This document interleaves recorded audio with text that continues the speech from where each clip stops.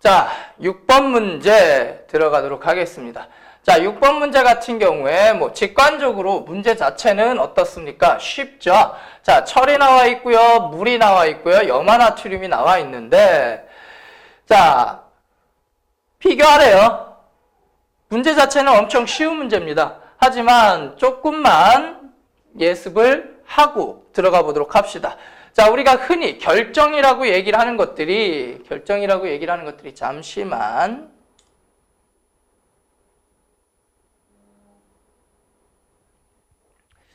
자, 결정이라고 얘기를 하는 것들이 종류가 여러 가지가 있죠. 그 결정에 대해서 한번 알아봅시다 라는 거죠.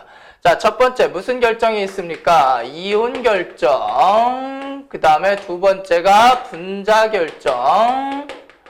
그 다음에 무슨 결정? 원자 결정. 마지막으로 무슨 결정? 금속 결정. 이렇게 결정의 종류를 몇 가지를 얘기한다? 4가지 결정의 종류를 얘기합니다.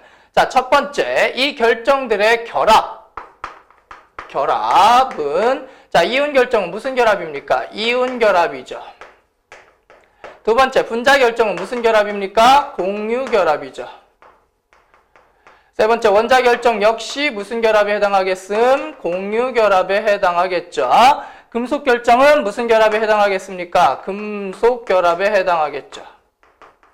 이 결합을 구분하는 방법 어떻게 해주면 된다고 그랬어요? 이온 결합은 무슨 구조? 금비 구조. 그 다음에 공유 결합은 비금속과 비금속. 공유 결합이니까 얘 역시도 비금속들의 결합. 그 다음에 금속 결합은 금속 사이의 결합을 우린 무슨 결합이라고 한다? 금속 결합이라고 얘기를 한다. 오케이. 자, 그 다음에 나오는 게 뭐냐면 힘에 관련된 얘기를 할 건데요. 여기서 힘을 가지고 우리는 이렇게 생각을 하시면 됩니다. 무슨 생각? 멜팅 포인트와 볼링 포인트를 결정짓는 힘이 누구냐? 라고 생각을 하시면 돼요. 자, 이온 결정기 같은 경우에는 분자 사이의 모든 아이들이 플러스 마이너스 전기적으로 연결되어 있으니까 누구의 힘이라고 얘기를 합니까? 쿨롱의 힘으로 멜팅 포인트와 볼링 포인트가 결정되게 돼요. 쿨롱의 힘의 공식이 뭡니까? R제곱분의 Q1, Q2죠. 거리가 가까울수록 전하량이 클수록 얘네들의 인력이 강해지게 된다 라고 해석을 하시면 되고요. 자, 분자 설정 같은 경우에는 무슨 힘이야? 분자 사이의 힘이라고 얘기를 하는데 이 분자 사이 힘의 종류가 여러 가지가 있습니다. 분산력, 그 다음에 쌍극자 모멘트, 그 다음에 뭐가 있습니까? 수소결합력. 이렇게 세 종류의 분자 사이 힘이 있고 요거는 다 배워서 알고 있을 겁니다. 무극성 분자, 극성 분자, 수소결합을 하는 물질들. 자, 그 다음에 원자 결정 같은 경우에는 어떤 힘으로? 공유결합력으로 얘네들이 결합을 이루고 있고요. 얘네들은 무슨 힘입니까? 마찬가지로 전기력이죠.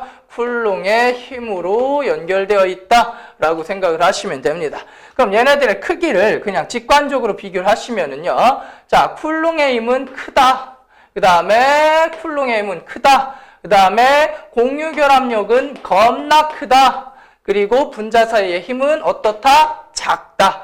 그렇기 때문에 이 아이들의 상태가 얘네들은 everybody solid, 얘들도 everybody solid, 얘네들도 everybody solid, 얘만 solid도 있고 liquid도 있고 무슨 상태도 존재하는 거야? 기체 상태도 존재를 하게 되겠죠. 세 가지 상태가 모두 다 존재하는 건 무슨 결정이다? 분자 결정이다.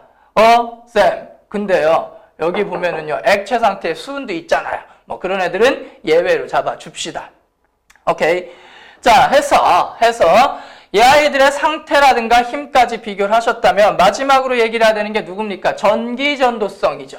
자, 전기전도성을 볼 때는 어떻게 하고 전기전도성을 봐야 됩니까? 물질의 상태에 따른 전기전도성을 봐야 되겠지. 자, 어떤 상태? 솔리드 상태, 리퀴드 상태, 그 다음에 수용액 상태. 이렇게 세 가지 상태에서의 전기전도성을 비교해보자. 자, 첫 번째, 이온 결정 같은 경우에는 솔리드에서 전기 안 통하죠. 리퀴드 통하죠. 수용액 통하죠. 그 다음에 분자 결정은 솔리드에서도 안 통하고 리퀴드에서도 안 통하고 수용액에서도 안 통합니다. 근데 이 수용액에서 통하는 애들이 있어요. 대표적으로 어떤 애들? 산, HCl. 산이 되는 아이들 같은 경우.